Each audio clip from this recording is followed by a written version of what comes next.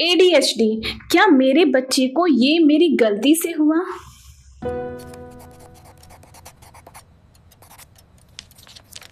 हर साल लाखों पेरेंट्स एक ही सवाल पूछते हैं, मेरे बच्चे को ऐसा क्यों हो रहा है? क्या मेरी पेरेंटिंग में कोई कमी रह गई? क्या ये मेरी गलती है? अगर आप भी ये सोच चुके हैं तो आज की वीडियो आपके लिए है, क्योंकि एडीएचडी को समझने से पहले हमें एक बहुत बड़ी गलतफहमी तोड़नी होगी। So if we look at the timeline here, the major events occurred in this sequence. दुनिया के लिए वो केयरलेस है, टीचर के लिए वो अटेंशन नहीं देता, घर वालों के लिए वो जिद्दी है, लेकिन क्या सच में कहानी इतनी सिंपल है?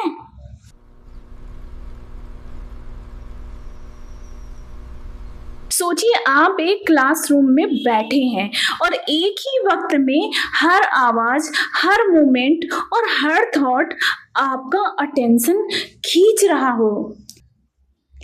एडीएचडी वाले कई बच्चों के लिए रोज की जिंदगी कुछ ऐसी ही लग सकती है। यहाँ देखिए, नॉर्मल ट्रैफिक, सब रूल्स फॉलो कर रहे हैं, पर अगले ही पल ये बन।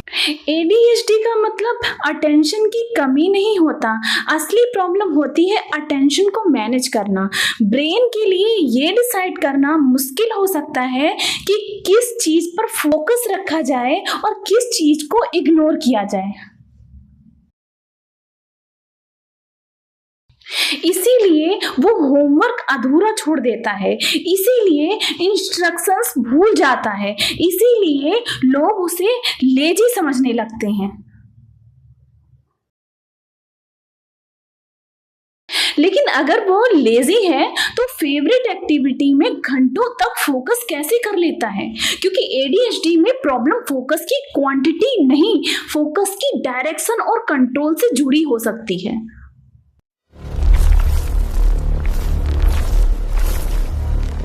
साइंटिस्ट मानते हैं कि एडीएचडी में ब्रेन के कुछ अटेंशन और रिवार्ड सिस्टम अलग तरीके से काम कर सकते हैं।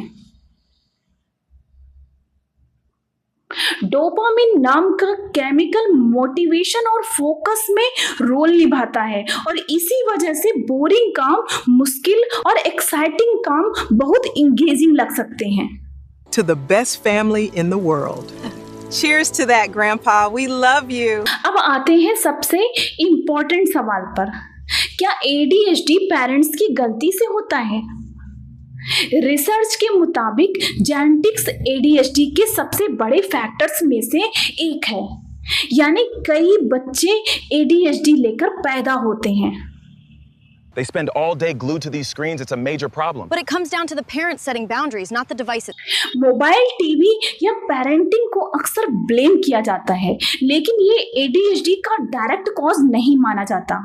हाँ, एनवायरनमेंट सिम्टम्स को कम या ज्यादा नोटिसेबल बना सकता है।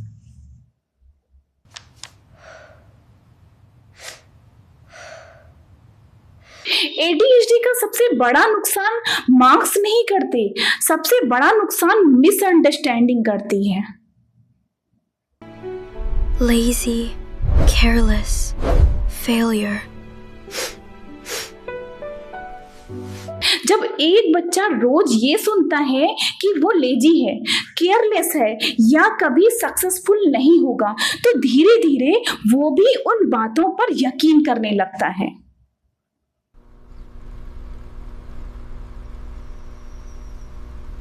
और वहीं से सेल्फ स्टीम टूटना शुरू होती है।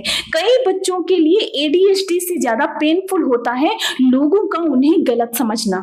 बार बार चीजें भूलना, इंस्ट्रक्शंस मिस करना, काम अधूरा छोड़ना, ध्यान जल्दी भटकना, टाइम मैनेजमेंट में दिक्कत और इमोशनल फ्रस्ट्रेशन शामिल हो सकते हैं। लेकिन एडीएचडी के कॉमन सिम्टम्स में बार बार चीजें भूलना, इंस्ट्रक्शंस मिस करना, काम अधूरा छोड़ना, ध्यान जल्दी भटकना, इम्पल्सिव बिहेवियर, टाइम मैनेजमेंट में दिक्कत और इमोशनल फ्रस्ट्रेशन शामिल हो सकते हैं। लेकिन सिर्फ सिम्टम्स देखकर डायग्नोस नहीं किया जा सकता। I have told you countless times not to do this. Why do you keep disobeying me? बड़ी गलती जो कई पेरेंट्स करते हैं वो है हर स्ट्रगल को कैरेक्टर फ्लॉ समझना। ADHD वाले बच्चों को ज्यादा डांट की नहीं, ज्यादा स्ट्रक्चर की जरूरत होती है। पूरा चैप्टर खत्म करो कहने की जगह सिर्फ 5 क्वेश्चन करते हैं, कहना कई बार ज्यादा इफेक्टिव होता है। Fixed routine, fixed sleep schedule और प्रेडिक्टेबल एनवायरनमेंट ADHD ब्रेन को स्टेबिलिटी दे सकते हैं।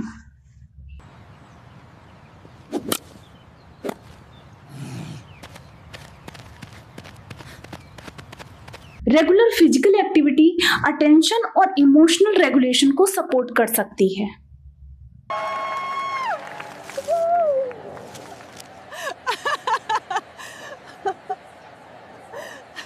जब बच्चा कुछ सही करे, उसकी मेहनत को नोटिस कीजिए। ADHD वाले बच्चे अक्सर अपनी गलतियां ज्यादा सुनते हैं और अपने अचीवमेंट्स कम।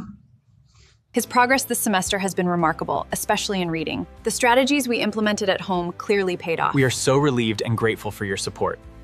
प्रोफेशनल असेसमेंट और ट्रीटमेंट कई फैमिलीज के लिए हेल्पफुल हो सकता है। हर बच्चा अलग होता है और सपोर्ट भी उसकी जरूरत के हिसाब से अलग हो सकती है। You did it! Good job! Yes, you did! ADHD कोई कैरेक्टर फ्लॉ नहीं है, ये इंटेलिजेंस की कमी नहीं है और ये किसी बच्चे की वैल्यू डिफाइन नहीं करता।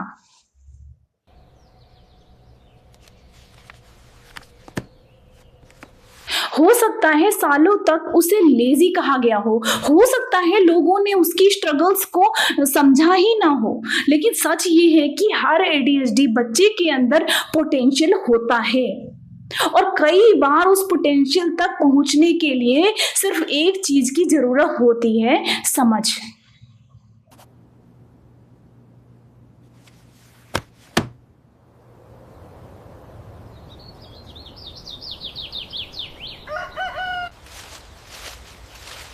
Dad, look at that beautiful bird.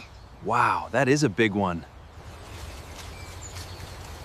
अगर आज की वीडियो ने आपको अपने बच्चे, अपने स्टूडेंट या शायद खुद को समझने में मदद की है, तो याद रखिए कभी कभी एक सही जानकारी पूरी जिंदगी बदल सकती है। इस चैनल पर हम सिर्फ कंडीशंस और डिसऑर्डर्स के बारे में बात नहीं करते। हम उन लोगों की कहानी समझते हैं जिनको दुनिया अक्सर गलत समझ लेती है।